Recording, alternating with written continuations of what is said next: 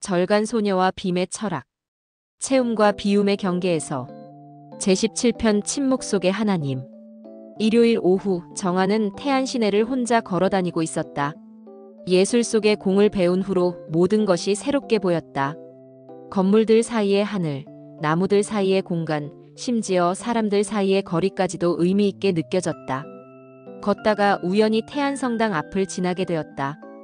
고딕 양식의 아름다운 건물이었는데 높은 첨탑이 하늘을 향해 뻗어 있었다. 저 첨탑도 하늘의 빈 공간을 가리키고 있네. 호기심이 생긴 정아는 성당 안으로 들어가 보기로 했다.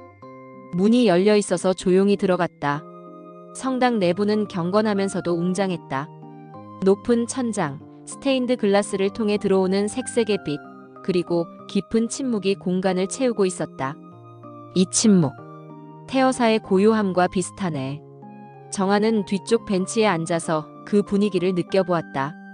몇 명의 신자들이 조용히 기도하고 있었고 제단 앞에는 촛불이 타고 있었다.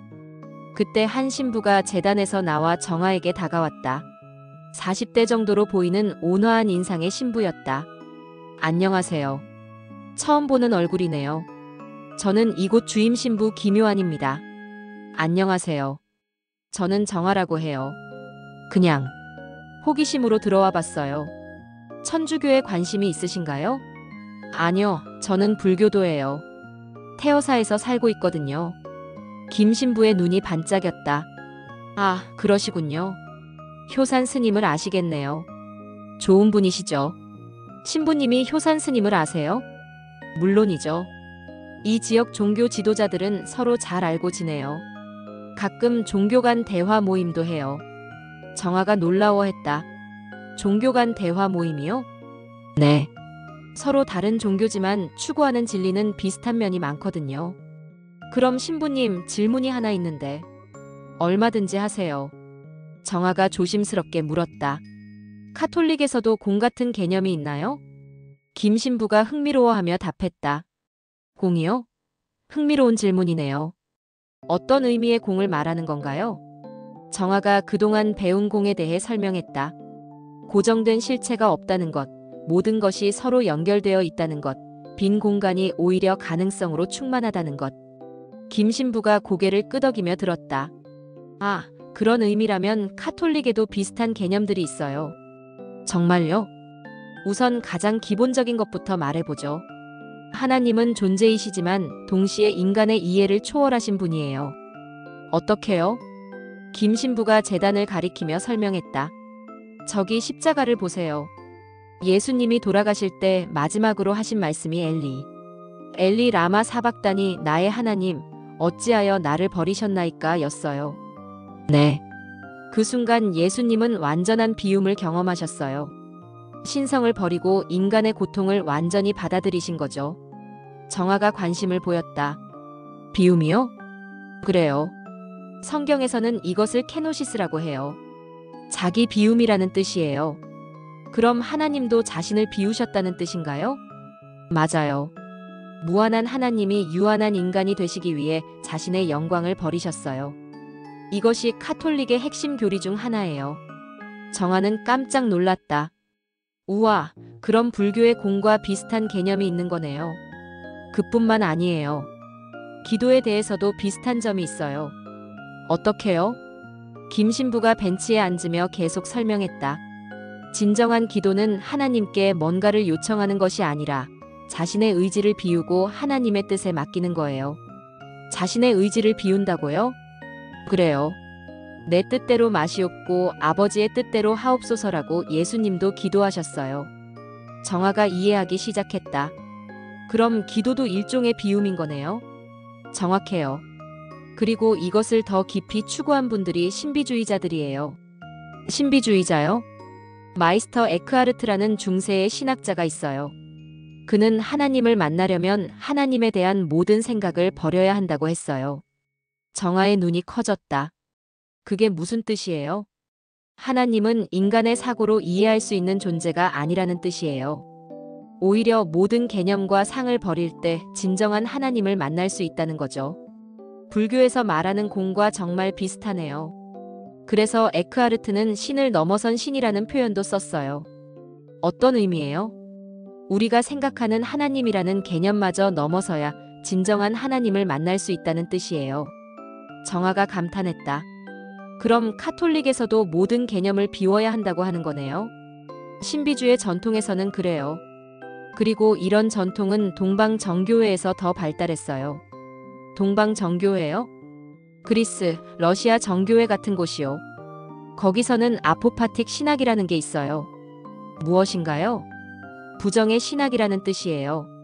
하나님이 무엇인지 말하는 대신 하나님이 무엇이 아닌지를 말하는 거예요. 정아가 흥미로워했다. 예를 들면요. 하나님은 크지도 않고 작지도 않다. 있지도 않고 없지도 않다.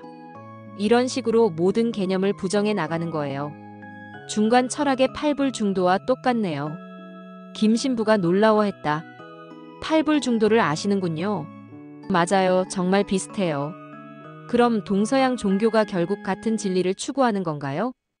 김 신부가 신중하게 답했다. 비슷한 점이 많다고 생각해요. 하지만 완전히 같다고 할 수는 없죠. 어떤 차이가 있나요? 카톨릭에서는 하나님을 인격적 존재로 봐요. 사랑하시고 용서하시고 관계를 맺으시는 분이죠. 불교의 공과는 다르네요. 그렇죠. 불교의 공은 더 추상적이고 철학적인 개념인 것 같아요. 하지만 둘 다 궁극적으로는 인간의 이해를 넘어선 무언가를 가리키고 있어요. 정아가 깊이 생각하더니 말했다. 신부님, 그럼 침묵도 중요한가요? 물론이죠. 구약의 엘리야 선지자 이야기를 아세요? 잘 모르겠어요. 김 신부가 성경을 펼치며 설명했다. 엘리야가 하나님을 만나려고 산에 올라갔어요.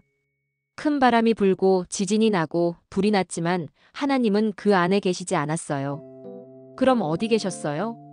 세미한 음성 속에 계셨어요. 어떤 번역에서는 고요하고 작은 음성이라고도 해요. 침묵 속에서 만나셨다는 뜻인가요? 그렇다고 볼 수 있어요. 하나님은 시끄러운 곳보다 고요한 침묵 속에서 만날 수 있어요.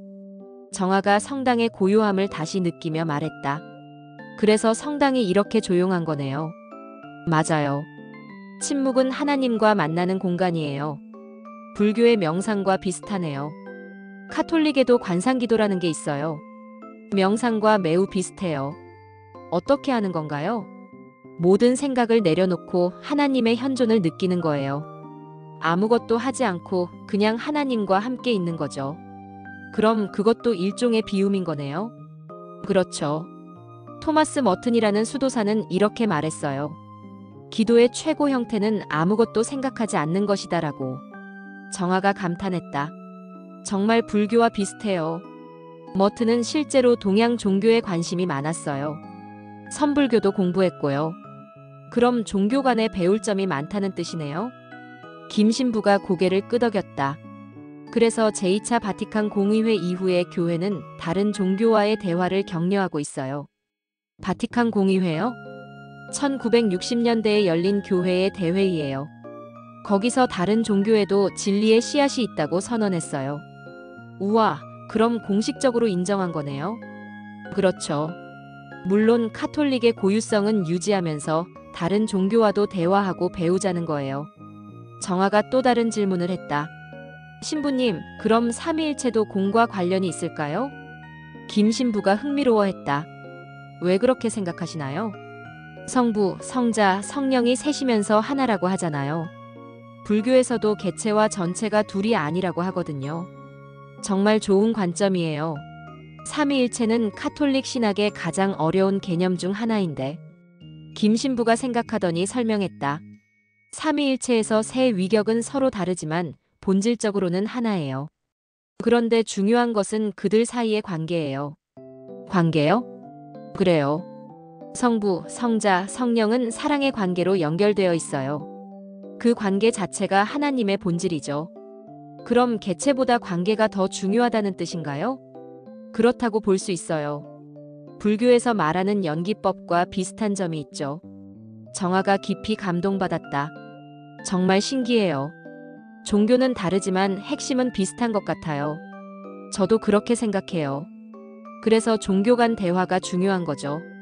이때 저녁 미사 시간이 되어 신자들이 하나둘 들어오기 시작했다. 미사가 시작되겠네요. 김 신부가 말했다. 저는 나가야겠어요. 꼭 그럴 필요는 없어요. 관심이 있으시면 참관하셔도 돼요. 괜찮을까요? 물론이죠. 미사의 핵심도 결국 비움이에요. 어떻게요? 빵과 포도주가 예수님의 몸과 피로 변하는 것. 그것도 일종의 공이에요. 물질이 영적인 것으로 변화하는 거니까요. 정아가 놀라워했다. 그럼 미사도 공의 체험인 거네요? 그렇다고 볼 수 있어요. 일상적인 것이 신성한 것으로 변화하는 경험이죠. 정아는 뒤쪽에 앉아서 미사를 참관했다. 라틴어와 한국어가 섞인 성가, 신부의 경건한 기도, 신자들의 조용한 응답. 모든 것이 신비로웠다. 특히 성체성사 때 신자들이 빵을 받아먹는 모습을 보며 정아는 깊은 감동을 받았다. 물질적인 빵이 영적인 양식이 된다는 것. 그것이야말로 공의 완벽한 예시였다. 미사가 끝나고 김 신부가 정아에게 다가왔다. 어떠셨어요? 정말 신비로웠어요. 특히 성체성사가 인상 깊었어요. 그것도 일종의 공이죠. 보이는 것 너머에 보이지 않는 진리를 체험하는 거니까요. 오늘 정말 많이 배웠어요. 카톨릭에서도 공 같은 개념이 있다는 걸 몰랐거든요. 김 신부가 미소를 지었다. 저도 많이 배웠어요. 불교의 공 철학을 통해 우리 신앙을 새롭게 이해하게 되었어요. 앞으로도 이런 대화를 할 수 있을까요? 물론이죠. 언제든 환영이에요. 그리고 효산 스님께도 안부 전해주세요. 집으로 돌아가는 길에 정아는 깊은 사색에 잠겼다.